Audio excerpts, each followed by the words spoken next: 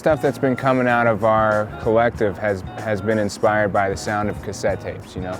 And even some of the stuff that was not released on tape was recorded to cassette tape for that sound, you know, just that vintage sort of, you know, warm sound that you get.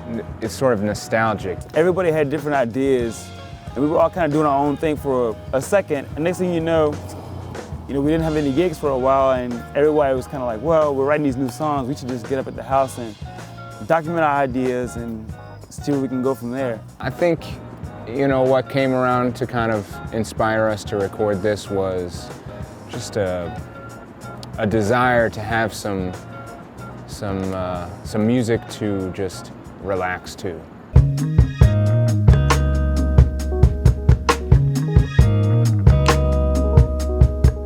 We got together a couple times before recording, and for example, I would say, okay, I got this idea for this groove or this track or this vibe.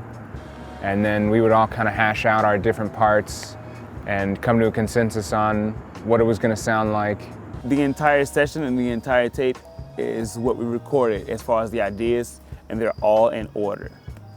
With the exception from the intro, we kind of just took the intro from the middle of the session and put it at the front, because once Marcus started talking in the room, when he heard the intro, we just kind of like, we all looked at each other and was like, Marcus, you should be on this intro. Like, there's no doubt about it. When we were doing some of my ideas that I was kind of unsure about, and then show them to the guys, and they make it like twice as cool as I thought they were gonna be. So all of a sudden I have cool ideas.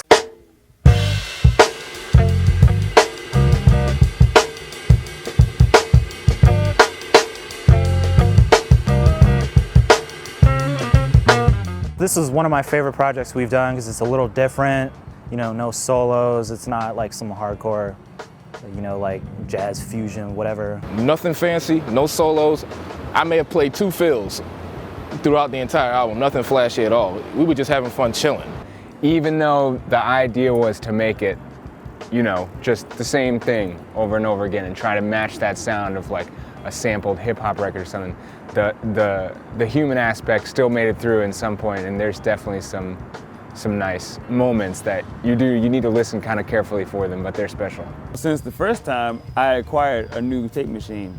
So that's about 70% of the sound, you know, the whole like moving up on the whole sound game. Because the first album was great, we wanted to go for a whole vintage 70s retro thing, but then we wanted to be clear with this one and make sure everybody was coming through correctly.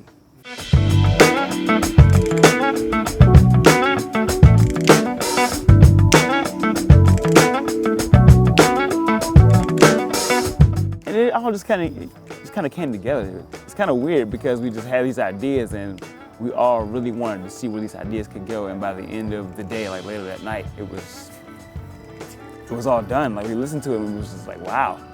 It's like a certain, like magic to it, you know? Like when you're just around the people that know you the best. It's for adults though, adults only. We say it says adults only on the album. It's a sexy album. I'm just gonna put it out there, and like for me, you know, that's what I'm about. Like I love the panning of the suitcase, of the roads. You know, everything, the slow grooves and like percussion instruments, you know, the tape hiss. It all created this cool environment that I think people will understand and relate to. Grab a drink, get some bourbon, get some vodka, have some fun, and enjoy GrownFolk. And purchase it at thrashflow.com.